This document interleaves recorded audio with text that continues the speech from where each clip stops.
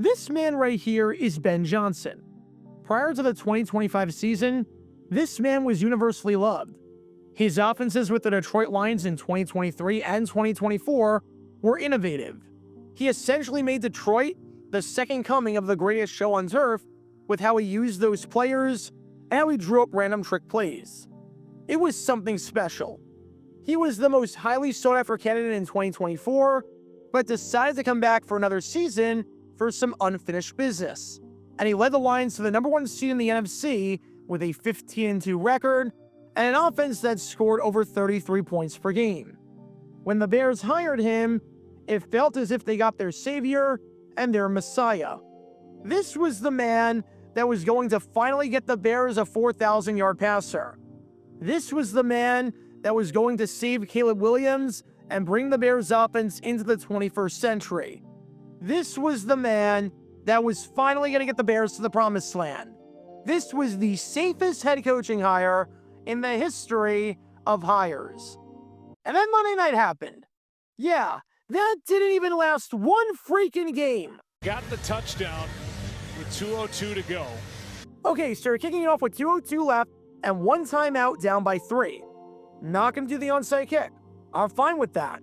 You get a 3 and out, you can get the ball back. You just have to tell Cairo Santos to not kick it anywhere on the field that the Vikings can return the ball.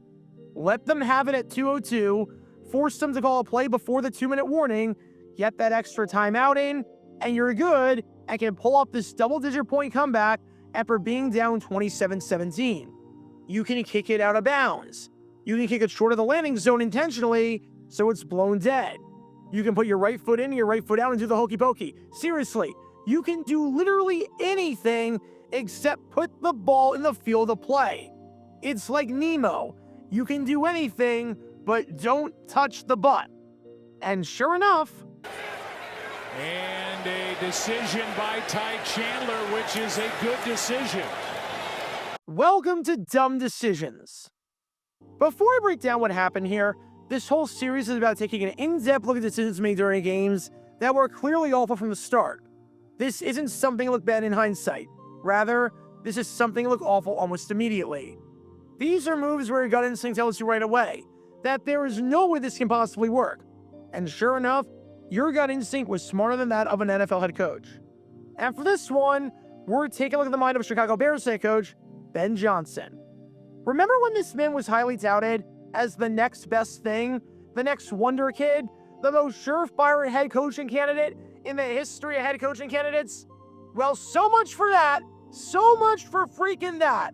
The man took just one game to burn any and all goodwill that he may have had, as he made one of the dumbest decisions I've ever seen in a football game in my life. It's only game 1 of his head coaching career, and it's only week 1 of the season. But this is going to be tough to top. Seriously, this decision was so bad that if Johnson somehow manages to outdo himself, he should be fired on the spot, because that's how insane this decision was that was so blatantly obvious to anyone with a brain. The Ben Johnson experiment is off to a horrible start, both from a Caleb Williams standpoint and an in-game management standpoint. And any and all optimism that Bears fans might have had after that offseason and after seeing that opening drive where Williams actually looked competent for the first time in his pro career was immediately squashed after this horrible sequence. So with that being said, let's take a look at why not kicking it short of the landing zone or kicking it out of bounds with 2:02 left and one timeout is a really bad idea. It's not about the yardage in this spot. It's about the clock. You need to get a 3 and out regardless of where the Vikings are on the field. They could be at their own 5-yard line or they could be at your 45-yard line. If they get a first down, the game is over, no questions asked. So you need to maximize the amount of time available at your disposal to get the ball back after a 3 and out so you can lead a legitimate drive down the field. If you force the Vikings to call a play with 2:02 left, the clock automatically stops afterwards, serving as a de facto extra timeout. Therefore, if you kick it off and force a 3 and out, you force the Vikings to punt it after burning your timeout and the 2-minute warning with roughly 1:13 left. and you're getting it back with roughly 1:05 left on the clock, which is plenty of time to march down the field and lead something. If you allow the Vikings to return it, however, you'll have virtually no time left, because the Vikings not only kill clock on the actual run back off the return, but they don't have to have the clock stop at the 2-minute warning anymore after running a play, thereby giving you 1 timeout instead of 2. This means you're getting it back with about 10 seconds left, or roughly a full minute less than what you have available at your disposal if you were smarter with the clock. Instead of having about 9 plays, you have 1, maybe 2 plays. That's it. This insane decision just cost you the game. If you kick it up deep, you get the worst of both worlds, because they can't recover the ball and the Vikings win the game. If you onside kick it, at least you have a chance at recovering. If you kick it regularly but out of bounds or short of the landing zone, at least you can get the ball back with time on the clock. But by doing this, you can't do either. You can't recover, and you'll have no time left to move down the field. It's like you've never looked at a clock before in your life and realized how one works, because if you did, you never would have made this asinine decision in the first place. And if you're wondering to yourself, well, come on, you're just saying that because the announcer said it during the broadcast and you never would have thought of that yourself, or you're thinking, this is pure hindsight bias and speculation, and there's no way you can expect any coach to think about a scenario like this and think of such a loophole. First off, every coach should know that the 2-minute warning is an extra timeout and should use it to their advantage and not as a crutch. And second off, I stream all the primetime games live on my channel, so naturally, I was live for this atrocity, and I was saying live on the air in real time, crashing out, that the Bears could not do what they ended up doing. So for all the people that are armchair quarterbacking this and saying that Johnson couldn't possibly pull off this galaxy brain move, allow me to show you my rant in real time to whatever the heck Johnson was thinking. Take a listen to this. Now, whatever you do here, you can onside kick. You can kick it deep. Do not kick it in the landing zone. If you're the Vikings, you have to tell your guys, hey, if you kick it deep, they go deep, take it out. Do not have it start at 35. Take it out. Take the time off the clock. Which is why if I am Ben Johnson, I'm telling my kicker, the extra point is good, I'm telling him, kick the ball out of bounds. You can kick it off deep. You can kick it deep. You have a timeout and a 2-minute warning. But you have to, if you're going to kick it deep, you have to kick it out of bounds or kick it in the landing or out of the landing zone. You cannot let the Vikings return this. If you let them return it, that's a dumb decision. A few moments later. They're going to kick it deep. Again, kick the ball short or out of bounds. Do not kick this ball and have it land between the goal line and the 20. Do not reach the landing zone. If I'm Santos, I am doing a half-hearted kick of like 5 yards. And the Vikings have this at the 40. So you get the extra timeout. Do not kick it deep. Santos will. You are actually kidding me. You are freaking kidding me. You are freaking kidding me.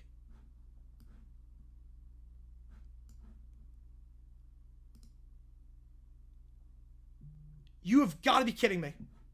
How was I saying that for the last 5 minutes? I was going through this for the last 5 minutes. What you couldn't do in that spot. And they do it. I mean, Santos, just do a dribbler. Anything short of the 20 is a penalty. So you just tell Santos, just kick it like 10 yards. All you have to do if you're Santos, just kick the ball 10 yards. Why? Why would you do that? Everything short of the 20 is a penalty.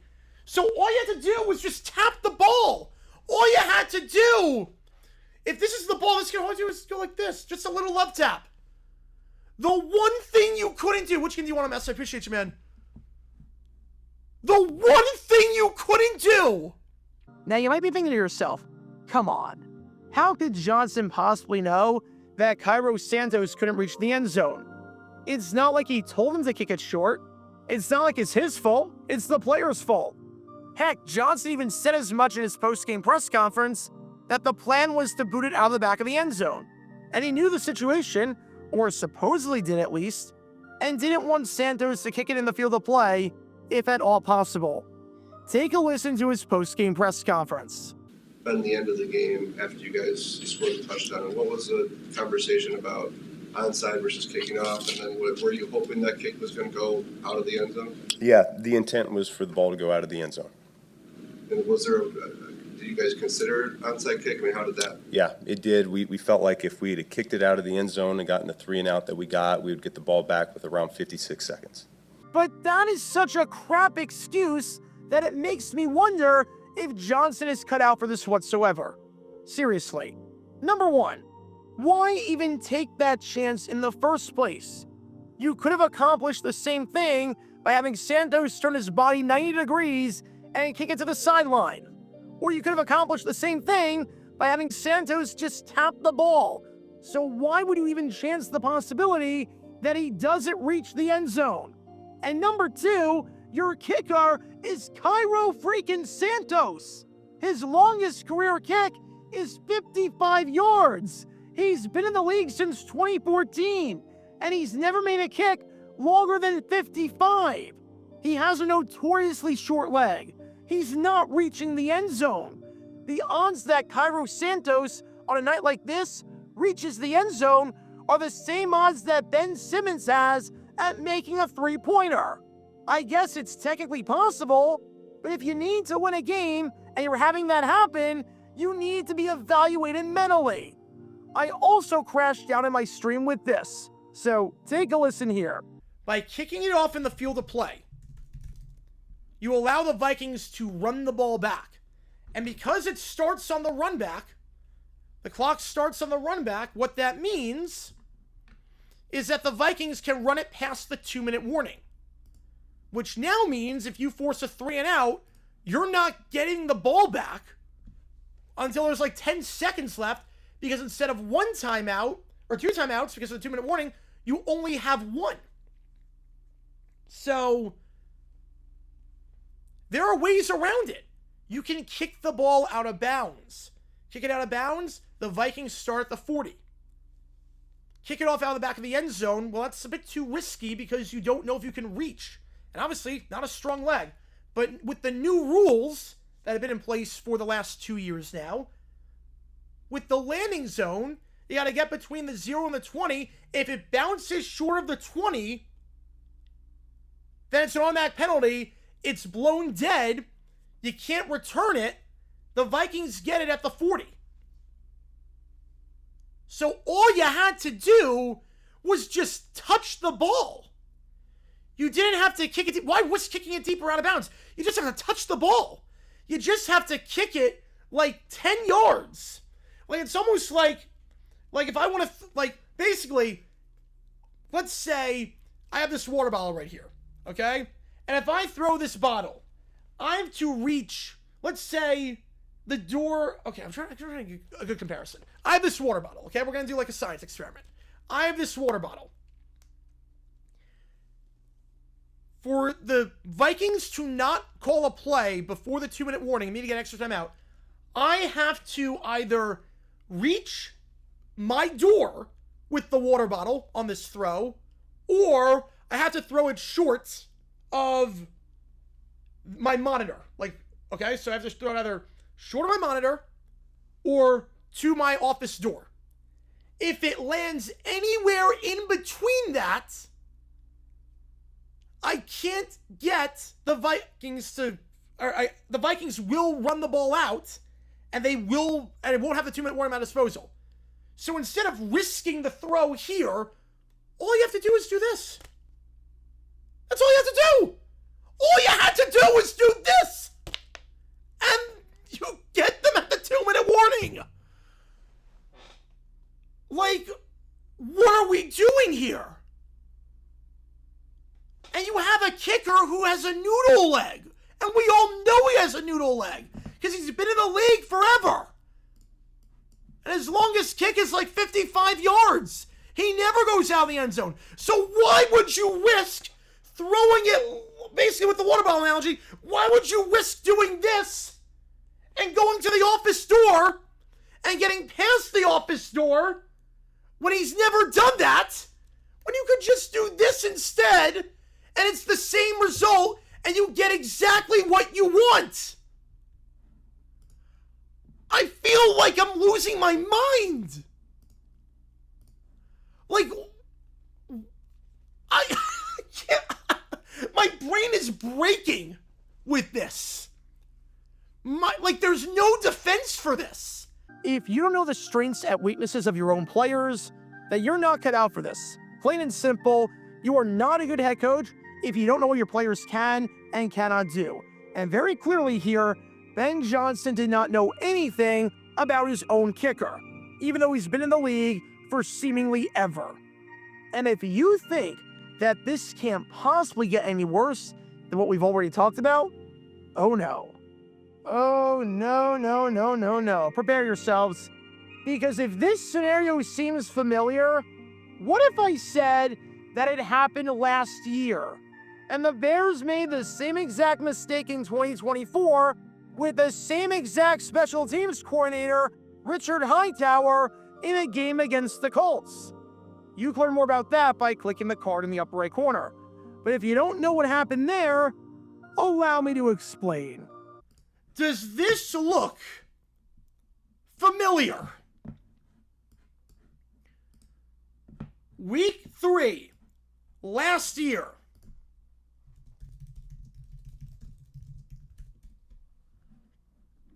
Same special teams coordinator.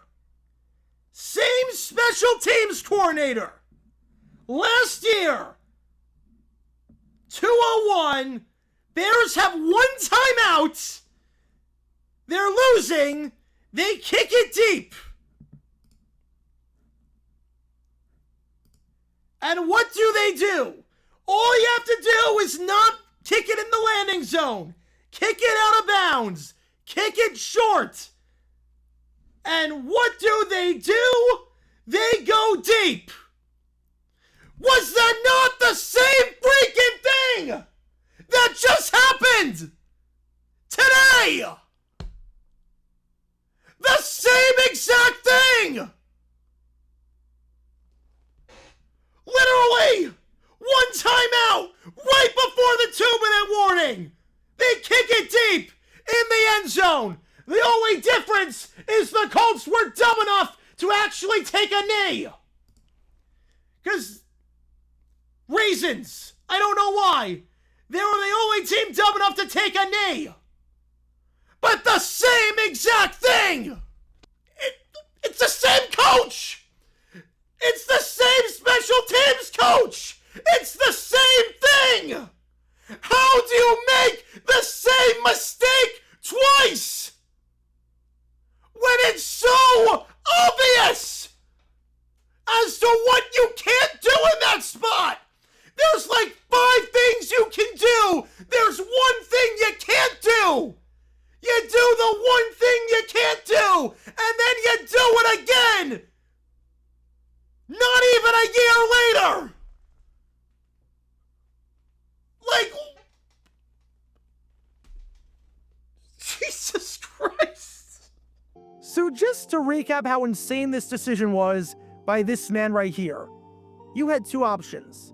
Option 1 was to give the ball to the Vikings with 2:02 by literally not doing anything, thereby saving an extra 45 seconds with the time you save on the run back and the 2-minute warning. And option 2 was to have no chance at winning the game. And you chose option 2. My brain is hurting. Seriously, my brain can't take this anymore. I've already crashed out enough on stream and in this video, so I'll say this much. This was one of the worst coach debuts I've ever seen. I know I said in the Kellen Moore Dumb Decisions episode I made on his end of the half timeout management, which you can learn more about by clicking the card in the upper right corner, that as bad as it was, his debut was not Nathaniel Hackett levels in terms of awful in-game management.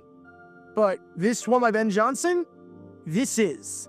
This absolutely is. This was a no-reward, all-risk thing that Johnson did for no reason whatsoever. I explained it in detail, everyone knew it, and not just the fact that you still failed at it, despite it being basic in-game management, but the fact that you have a special teams coordinator on your team that you kept for some reason that could have alerted you to this, seeing as it happened to him last year, and he didn't. The Bears are a mess. Meet the new boss, same as the old boss. Same as it ever was. Because when all these elements are in play, you can't exactly be surprised when this play backfires. Talk about a dumb decision. At least you won the offseason for the 7th straight year, though. Check out our live streaming schedule for the next few days. We're live every single day on this channel, whether we're covering a sporting event or playing GeoGuessr or just taking your requests. So make sure you like and subscribe and turn on the notification bell so you don't miss a single time that we go live and so that you can join this community. Also, thanks to all our members and our Patreon supporters who get exclusive perks like their name of the end of each video, members-only Q&A streams, and cool emojis to use on videos and during streams. See how you can join this community and become a member or a Patreon member by clicking the link in the description below.